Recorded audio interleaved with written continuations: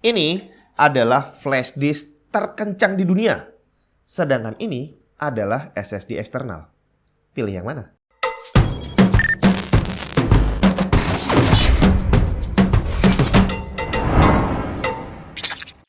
Windows kamu masih bajakan? Ganti original, malulah. Karena sekarang kamu udah bisa beli lisensi Windows original pakai GoPay dan OVO di cdkeysales.com. Tinggal klik link di bawah, masukin keranjang, tulis kode voucher TNT untuk dapat diskon tambahan, check out dan pilih metode pembayarannya.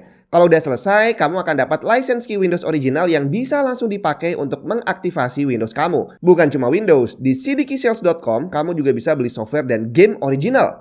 Link lengkap ada di deskripsi.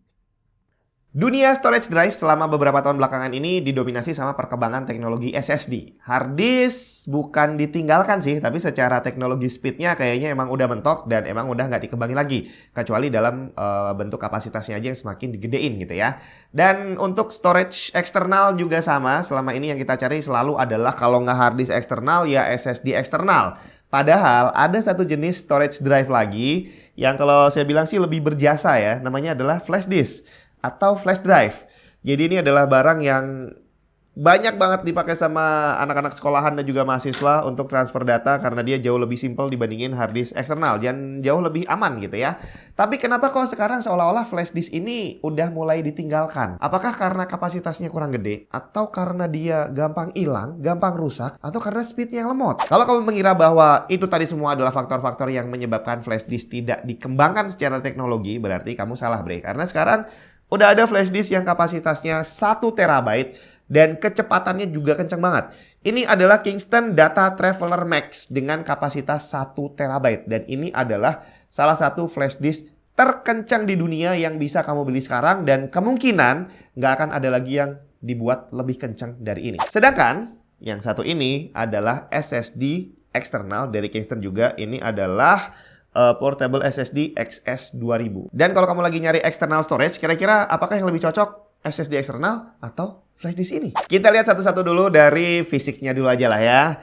Ini Kingston Data Traveler Max 1 terabyte. Bentuknya sebagaimana flash disk pada umumnya, dia cuma lebih panjang. Casingnya full plastik, model slide dan ada gantungannya juga. Ya boleh dibilang ini adalah flash disk model yang lebih panjang karena kapasitasnya lebih gede. Kalau dibandingin ini adalah Kingston juga, ini flash disk jadul 1 GB kalau nggak salah dan ini masih USB 2. Bandingin secara dimensi, ini 1 GB, ini 1 tera. Berarti ini kapasitasnya 1000 kali lebih besar dibandingin yang satu ini. Tapi secara fisik selisihnya nggak terlalu banyak. Gila kan perkembangan teknologinya. Sedangkan untuk portable SSD XS2000 dari Kingston ini, dia bentuknya seperti korek api dengan kombinasi material, metal, dan plastik. Terus kita dikasih silicone case dan juga kabel USB-C to USB-C.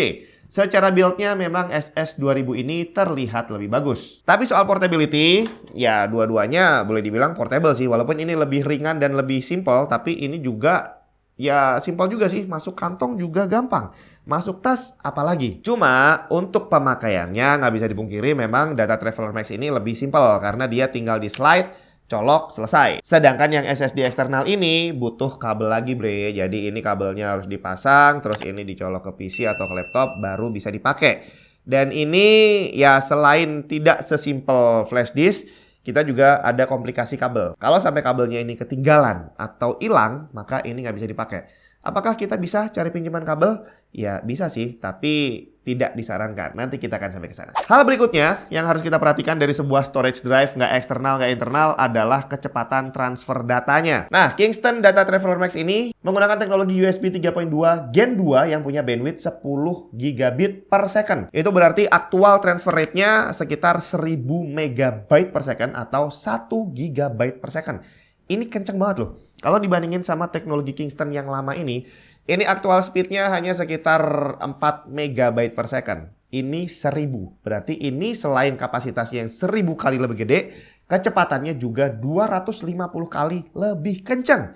Secara spek ternyata memang benar tertulis di sini read speed maksimum 1000 MB per second dan write speed maksimumnya 900 MB per second. Dan untuk interface USB-A, ini adalah kecepatan maksimum yang bisa dicapai. Nggak akan ada lagi USB-A yang lebih kencang dari ini kemungkinan. Karena USB 4 kemungkinan akan eksklusif menggunakan interface USB-C.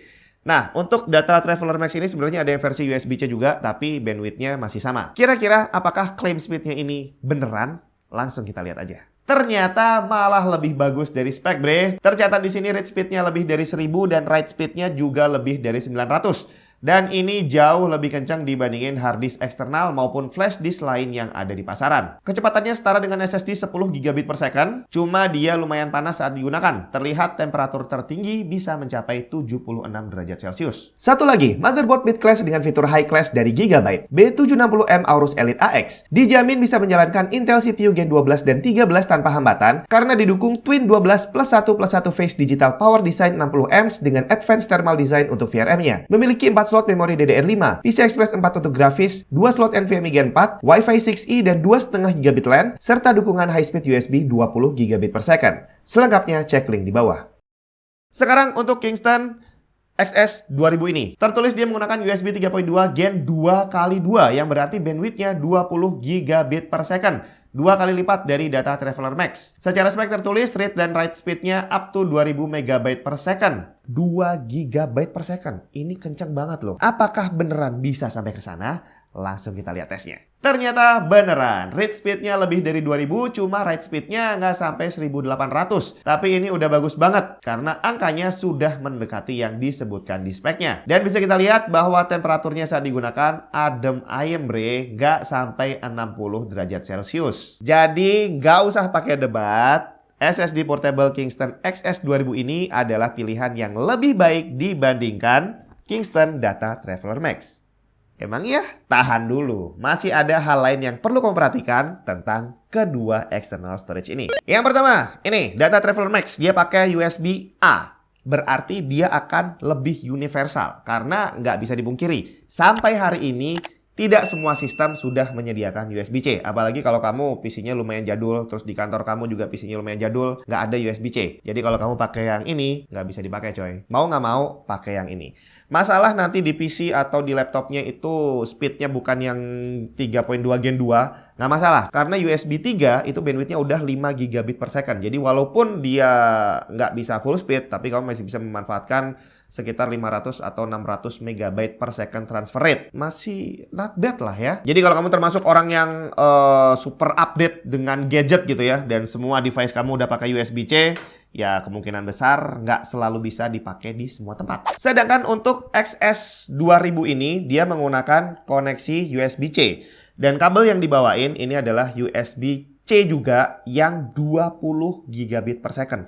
Jadi untuk bisa memanfaatkan SSD ini bisa jalan di performance maksimumnya, kamu harus pastikan bahwa kabelnya juga 20 gigabit per second. Terus di PC atau laptopnya nanti juga punya colokan USB-C yang 20 gigabit per second. Jangan salah, walaupun kamu punya PC atau laptop terbaru yang udah punya USB-C, belum tentu dia 20 gigabit per second. Pada umumnya cuma 10 gigabit. Jadi walaupun kamu udah punya motherboard PC yang generasi terbaru sekalipun, kalau bukan yang versi chipset kelas atas, biasanya speednya nggak sampai 20 gigabit per second. Apalagi kalau cuma PC kantoran atau laptop-laptop kantoran. Hampir bisa dipastikan nggak akan punya colokan yang 20 gigabit. Termasuk masalah kabel.